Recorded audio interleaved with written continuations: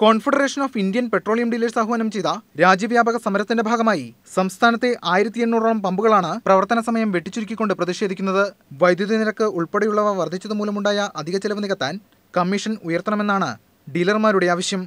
സമരത്തിന്റെ ഭാഗമായി ഇന്ന് രാവിലെ 9 മണി മുതൽ വൈകിട്ട് 7 വരെ മാത്രമേ പമ്പുകൾ പ്രവർത്തിക്കുകയുള്ളൂ. ആവശ്യങ്ങൾ സർക്കാർ അംഗീകരിച്ചില്ലെങ്കിൽ വരും ദിവസങ്ങളിൽ രാവിലെ 7 മുതൽ വൈകിട്ട് 7 വരെ മാത്രമാകും പമ്പുകളുടെ പ്രവർത്തനം. രാത്രികാലങ്ങളിൽ പമ്പുകൾ തുറന്നിരിക്കുമ്പോൾ വൈദ്യുതി നിരക്കിനത്തിൽ വൻതുക നൽകേണ്ടി വരുന്നു. ഇതിന് ആനുപാതികമായി വരുമാനവും ലഭിക്കുന്നില്ല. Confederation of petroleum dealers vice president Alex: ഞങ്ങളുടെ പല ആവശ്യങ്ങളും ന്യായമാണെന്ന് ഓയിൽ കമ്പനികൾക്ക് മനസ്സിലായി. തീർച്ചയായും ഇതുകൂടെ ഞങ്ങൾ കൊടുത്ത കണക്കുകളുടെ ചേർത്ത് ന്യായമായ രീതിയിൽ പരിഹരിക്കാമെന്ന് ഞങ്ങളോട് പറഞ്ഞിരുന്നു. അത് ഇന്നലെ പ്രഖ്യാപിക്കുമെന്നാണ് ഞങ്ങളോട് പറഞ്ഞിരുന്നത്. ഇന്നലെ പ്രഖ്യാപിക്കാത്ത സാഹചര്യത്തിലാണ് രണ്ടാം ഘട്ട സമരത്തിലേക്ക് ഞങ്ങൾ മാറിയത്.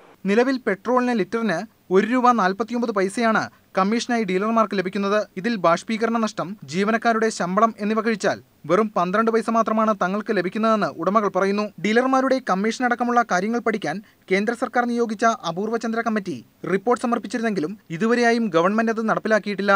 ഇന്ധനവില വർധനയുടെ തോതനുസരിച്ച് എണ്ണക്കമ്പനികൾ കമ്മീഷൻ തുക ഉയർത്തുന്നില്ലെന്നാണ് ആക്ഷേപം.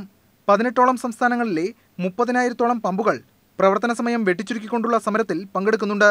India vision, Kochi.